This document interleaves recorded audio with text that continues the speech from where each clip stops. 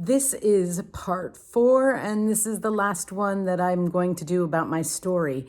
After this, I'm going to make videos on the books I'm going to be reading and speaking with authors and really anyone who wants to come on and talk with me regarding this subject. Whether you are for or against, I still want to have the conversation because I think it's a conversation that needs to happen. So just let me know. You can message me. You know where to find me if you want to talk. Let's go back and finish off the story. I ended the last video talking about that I was headed for the procedure. Not much to say about it except not much to say about going in. It was horrible. I go in to have it done. It's probably like a week or two before Christmas now.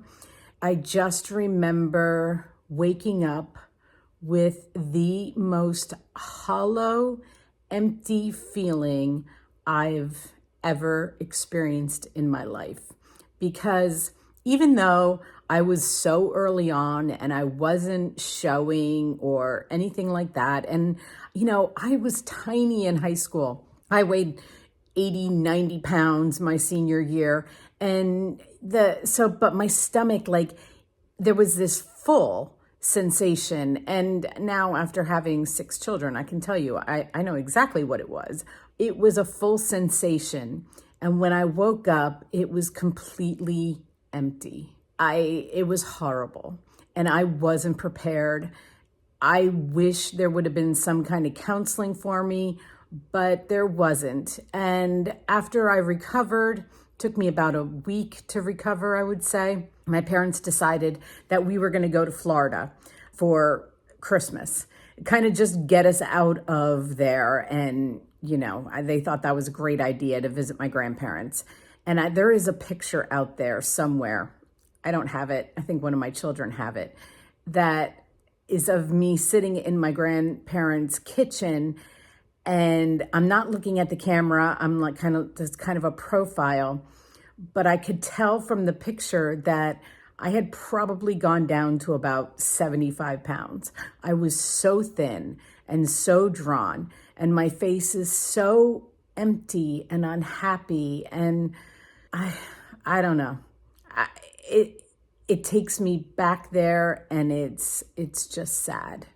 It really is. And it's not like I could even grasp the sadness of what I was feeling. I couldn't explain it to anyone. And my parents did try their hardest to just get me out of the zone. But really, taking me away from Brian for a whole week was really horrible. I got to talk to him every day, but not being around him when all I wanted to do was be around him was also just a horrible decision. I don't know what they were thinking, but it was not good. So I come back. I go back to cheering. I go back to being a senior, trying to be excited, but I've missed some school and I had to catch up. So it wasn't easy. Also, my friends didn't really understand. Maybe the cheerleaders knew a little bit because I was gone for over the holidays, and then I come back and I'm like, there's, only a little bit left of cheering for basketball and wrestling. And I get through that. April comes along. I'm at a party of one of my friends. It's her birthday. I'm with Brian, and I start bleeding, hemorrhaging. Okay. He takes me home. It's the weekend. Wait till Monday morning. My mom takes me to the doctor. Like I said, there's barely anything to me. I'm probably anemic. I don't know. But go to the doctor. He sends me home with some medication. It doesn't work. It doesn't stop the bleeding. Finally, I called my mom from home. I had stayed home from school. I called her and I was like, I am so weak. I feel like I'm going to pass out. She comes home, runs me to the emergency room. I have an emergency DNC, I think it is. I wake up and they tell me that my one fallopian, is that how you say it? Tube was completely ruined by an infection. They also say to me, it's going to be very difficult for you to get pregnant and have children. I didn't even comprehend that. seriously, I think I felt like I was going to die. I was bleeding so bad. But nonetheless, fast forward a couple years later, I do have children. I have 6 of them, and it was never difficult to get pregnant.